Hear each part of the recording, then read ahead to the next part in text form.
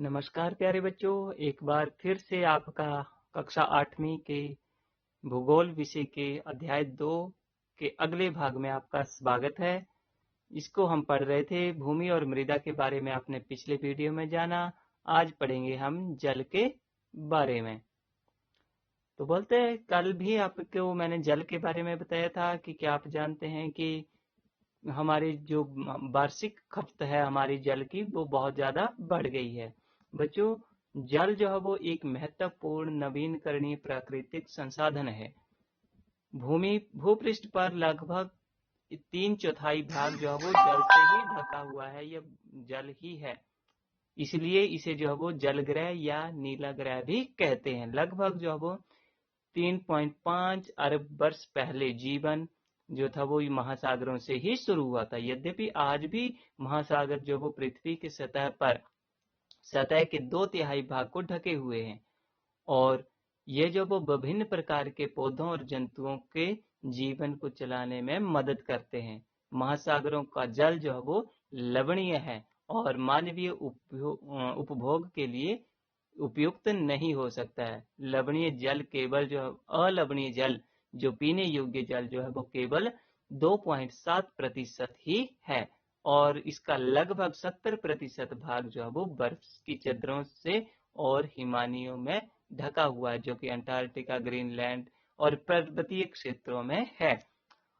अपनी स्थिति के कारण ये जो वो मनुष्य की पहुंच के बाहर है। केवल 1% अलवणीय जल ही जो वो केवल मनुष्य तक पहुंच पाता है और मानव उपभोग के लिए इसका उपयोग किया जाता है।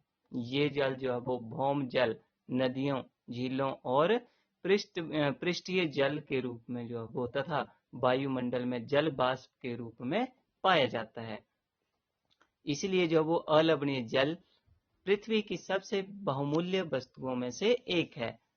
मगर दुर्भाग्य की बात यह है कि बच्चों, जल का हम जो है वो मनुष्य सबसे ज्यादा दुरुपयोग करता जा रहा है। हालांकि हमें पता है कि ये बहुत कम मात्रा में है, और फिर भी हम इसका दुरुपयोग जो है वो तीव्रता के साथ कर रहे हैं। जैसे कि ये क्रियाकलाप में आपको स्पष्ट बताया गया कि औसतन एक भारतीय नागरिक प्रतिदिन जो है वो 135 लीटर जल जो है उसका उपयोग करता है। तो किस किस कार्य में कितना करता है? पीने के लिए 3 लीटर, खाना बनाने के लिए या 4 लीटर, नहाने के लिए 20 लीटर, शौच के लिए फ्लशिंग में 40 लीटर, बस्तर धोने के लिए, कपड़े धोने के लिए 40 लीटर और बर्तन इत्यादि धोने के लिए 20 लीटर, बागवानी के कामों में 23 लीटर जो है वो बर्बाद कर देता है। तो इस तरह से हम देखते हैं कि प्रतिदिन एक आदमी जो है वो कितना पानी जो है वो बर्बाद करता है। अगर जल चक्कर की बात की जाए तो जल चक्कर में आप देखते हैं कि जल वाष्प होने के बाद ये ऊपर जाकर इकट्ठा होता है, बादलों का रूप लेता है, कंडेंसेशन होता है, फिर जाकर वर्षा होगी, फिर वो पानी के रूप में आएगा। तो ये एक बहुत लंबी प्रक्रिया से होकर जो वो गुजरता है। तो इसलिए हमें जल का जो बहुत ही सावधानी पूर्वक और विवेक पूर्वक उपयोग करना चाहिए।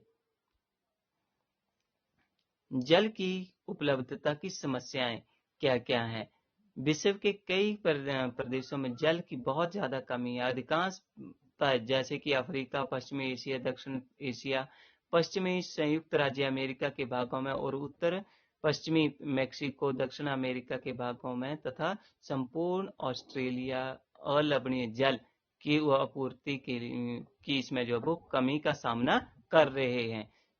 वे देश ऐसे जलवायु प्रदेशों की स्थिति है जहां पर अक्सर सूखा पड़ा रहता है और इसमें जल की कमी रहती है। इस प्रकार से जल का अभाव जो वो मौसमी या वार्षिक वर्षण न विविधता के फलस्वरूप होता है, अथवा अति उपयोग और जल स्रोतों का संदूषण के कारण जो है वो जल जो है वो हमारा दूषित हो जाता है या जल की कमी हो जाती है। बच्चों, जैसे हम देख रहे हैं कि हमारी जो नदियां हैं उन्हें हम बड़ी तेजी के साथ नदी नालों को गंदा करते जा रहे हैं, जबकि ये हमारे लिए सबसे महत्वपूर्ण अलवणीय जल के स्रोत हैं, यानी कि पीने योग्य पानी के स्रोत हैं। तो हम ही लोग जो है वो इन्हें गंदा करते जा रहे हैं। जैसे कि आप यमुना नदी के इस चित्र को देख सकते हैं, इसमें बाहित मल उद्योगों का अपशिष्ट कचरा जो है वो इसमें फेंक कर इसे गंदा किया जा रहा है या किया गया है। तो इसे हम ऐसा नहीं करना है, इससे बचना है। और अपने आसपास के जो जल स्रोत हैं उनको भी साफ सुथरा रखना है। जो हमारे आसपास कुएं, बावड़ियां, तालाब इत्यादि हैं, उन्हें दूषित होने से रोकना है और खुद भी ऐसा नहीं करना है। जल संरक्षण का जल संसाधनों का संरक्षण, क्योंकि बच्चों हम देखते हैं कि हमारे जल स्रोत जो है वो तीव्रता के साथ कम होते जा रहे हैं और हमारी जल की मांग जो है वो या पानी की डिमांड जो है वो लगातार दिन प्रतिदिन बढ़ती जा रही है। जैसे जैसे जनसंख्या बढ़ती जा रही है और हम जो है वो विकसित होते जा रहे हैं, हमारी जल की आवश्यकताएं जो है वो लगातार बढ़ती जा रही हैं। इसलिए हमें जल के जो है वो संरक्षण करना बहुत जरूरी है। तो इसके लिए हमें कुछ एक उपाय भी जो है वो सुझाए गए हैं और अपनी तरफ से भी आपने कुछ जल संरक्षण के उपाय जो है वो सुझाने हैं और उन पर विचार विमर्श करना है, मंथन करना है। जैसे कि हमारा वर्षा का जल जो है वो सबसे शुद्धतम अलवणीय जल होता है। इसके लिए सरकार और सरकार की तरफ से जो है वो विभिन्न प्रकार के जल भंडारण की योजनाएं जो वो चलाई गई हैं। तो इसका जल भंडारण भूमिगत जल का में भूमिगत गड्ढे बनाकर या टैंक बनाकर हम उनका वर्षा के जल को संचित कर सकते हैं, जिससे हमारी जो सिंचाई की आवश्यकताएं हैं उसी जल से पूरी की जा सकती हैं। और इसके अलावा अन्य आवश्यकताएं जैसे कपड़े धोना या बर्तन धोने के लिए या अन्य उपयोगों के लिए भी हम उस जल का उपयोग कर सकते हैं। साथ में हम देखते हैं कि बहुत सारे उद्योग जो हैं वो भी अपना अवशिष्ट या कचरा जो है वो नदी नालों में या फेंक देते हैं या तालाबों में फेंकते हैं। तो उससे हमारा जल जो है वो दूषित हो जाता है और इसमें बहुत सारी मछलियां इत्यादि और जो पानी में रहने वाले जीव हैं वो भी मर जाते हैं और वो पानी जो है वो पीने योग्य नहीं रह जाता है। इसी तरह बच्चों अगर हम बात करें तो क्या आप जानते हैं कि अपने घर की छत पर वर्षा का जल एकत्रित करके इस जल का संग्रहण करना एवं विभिन्न उत्पादक उपयोगों में लाना जो वो वर्षा जल संग्रहण कहलाता है। औसतन 2 घंटे की वर्षा के दौरान जो है वो वर्षा का एक दौर जो है वो 8,000 लीटर जल को बचाने के लिए काफी हो सकता है। तो हम जो है वो इसमें इस तरह से जल को बचा सकते हैं। सिंचाई के लिए अगर हम प्रयोग कर रहे हैं जल को, तो जैसे इसको हम स्प्रिंकल्स इत्यादि का फव्वारों का उपयोग करके भी जो है वो कम जल से ज्यादा सिंचाई कर सकते हैं। इसके अलावा ड्रिप सिस्टम है आपका, जैसे कि यहाँ पर दिखाया गया है ड्रिप सिस्टम, जो कि पानी के टपकने को बताते हैं, यानी कि बूंद बूंद करके पानी से जो है वो सिंचाई की जा सकती है। क्योंकि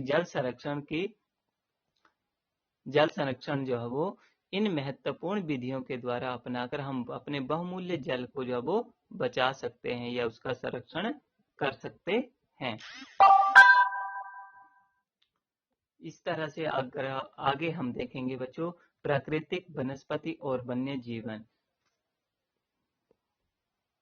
इसमें आप देख सकते हैं हमारे जैव मंडल में बहुत सारी कीट पतंगे, रेशम के कीट इत्यादि या और भी बहुत सारे उपयोगी जीव जंतु जो हैं वो, और परितंत्र की बहुत सारे पेड़ पौधे जो कि हमारे लिए औषधीय जड़ी बूटियों का काम करते हैं, उनका भी हमें जो वो संरक्षण करना चाहिए। इसके अलावा हमारे बहुत सारे परभक्षी होते हैं जो जैसे ही आपके चित्र में दिखाया गया है परभक्षी। क्या आप जानते हैं बोलता है कि भारतीय उपमहाद्वीप में जिन पशुओं का उपचार डिक्लोफेनेक और एस्प्रिन तथा इवोब्रोफेन जैसे पीड़ानाशी से किया जाता है, उनका अपमार्जन उपरांत जो वो गिद्ध किडनी खराब होने के कारण मर जाते हैं और पशुओं पर जो वो इन औषधियों के उपयोग करने पर प्रतिबंध लगाने के प्रयास भी किए जा रहे हैं। और तथा आरक्षित स्थलों पर जो वो गिद्धों का प्रजनन के भी प्रयास किए जा रहे हैं, क्योंकि गिद्ध नहीं होंगे तो हमारा पर्यावरण जो वो साफ स्वच्छ नहीं होगा। ये जो गिद्ध जो है वो हमारे पर्यावरण को स्वच्छ करने का कार्य करते हैं, परंतु बहुत सारे जीव हमारे घरों में पाले जाने वाले जो पशु हैं उनको हम पीड़क नाशक या दवाइयाँ इत्यादि दे रहे हैं, टीके या इंजेक्शन लगा रहे हैं, जिससे कि उनके शरीर में उन पीड़क नाशकों की मात्रा बढ़ जाती है और जब वो मरते हैं तो जब इन्हें गिद्ध खाते हैं तो गिद्ध भी मर जाते हैं। तो इससे हमारा पर्यावरण का संतुलन जो वो बिगड़ता जा रहा है। इसके बारे में आगे और हम चर्चा करेंगे अगले वीडियो में। तब तक अपना ख्याल रखिएगा। धन्यवाद।